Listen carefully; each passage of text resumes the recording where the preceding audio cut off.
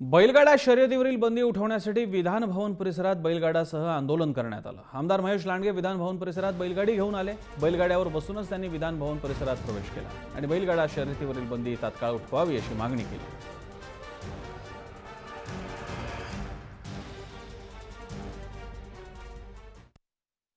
तामिळनाडूमध्ये जल्लीकट्टूच्या धर्तीवर जसं तामिळनाडू गव्हर्नमेंटने विधेयक तयार केलं आणि त्याची NOC केंद्र शासनाकडे पाठवली, तसंच विधेयक या अधिवेशनमध्ये सुद्धा मंजूर व्हावं आणि त्या बाजूने अगोदर आमचं बोलणं सुद्धा झालं आणि मुख्यमंत्री त्याला पॉझिटिव्ह आहेत, दानवे पाटील आमचे अध्यक्ष पॉझिटिव्ह आहेत आणि ते विधेयक याच्यामध्ये यावं याच्याकरता आणि सर्व पक्षाच्या सदस्यांनी याला मदत करावी याच्याकरता हे आमचं आंदोलन आहे। सर्व पक्षीय हा बैलगाडा काही विशिष्ट एका पक्षाचा नाही आहे, ही महाराष्ट्राची संस्कृती आहे, परंपरा आहे, ही पुढे चालली पाहिजे अशी अखंडपणे। दरम्यान या बैलगाडी आंदोलनाचा आढावा घेतलाय प्रतिनिधी रामनाथ दवणे यांनी।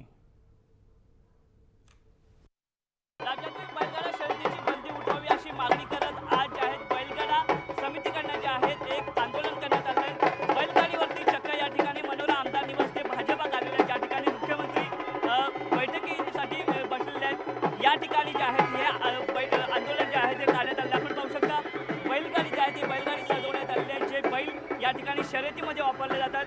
बैलगाडा समितीचे अध्यक्ष जे आहेत आणि आमदार जे आहेत महेश लांडगे यांच्या नेतृत्वाखाली हे आंदोलन करण्यात आलं आहे।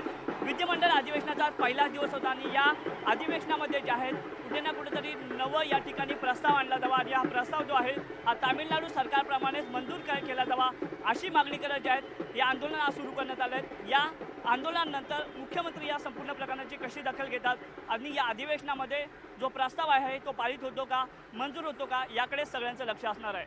कॅमेरामॅन महेशसह मी रामनाथ दवणे।